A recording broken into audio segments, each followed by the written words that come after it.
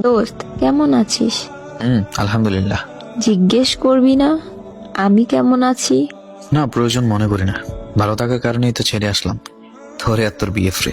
অবশ্যই ভালো আছোস, কিন্তু এটা বুঝলাম না, 4 মাস পর এত বিনয়ী, স্কুলে দেখলাম কিছু বলতে চাস ভাব, আবার মুখে কেমন যেন স্যাড স্যাড ভাব।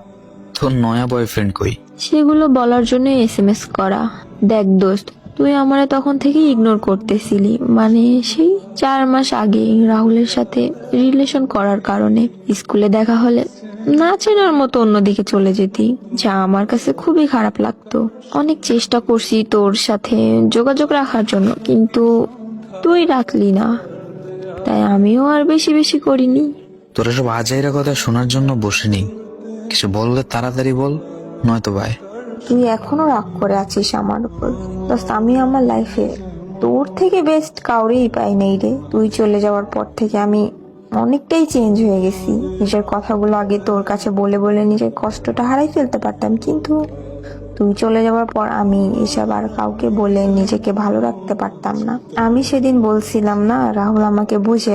আসলে দোস্ত, ও আমার সাথে অভিনয় করছে, আমাকে ঠকাইছে। গত শনিবার ও আমার সাথে ব্রেকআপ করে দিছে। যদিও আমি ব্রেকআপটা করছি কারণ ও অন্য মেয়েদের সাথে কথা বলতো, আমি ওরে অন্ধের মতো বিশ্বাস করতাম, তাই কখনো ওর থেকে আইডির পাস নেই নাই। হঠাৎ করে কিছুদিন ধরে এফবি স্টোরিতে এমন এমন কিছু পোস্ট দেখতেছিলাম যেগুলো অন্য কাউকে মিন করে দিয়েছিল, যা আমাদের রিলেশনের সাথে একদমই যায় না। পরে ওরে এসব নিয়ে জিজ্ঞেস করলে আমার কাছে লুকায়। তারপর খবর নিতে নিতে দেখি ও আরেকটা রিলেশনে আছে।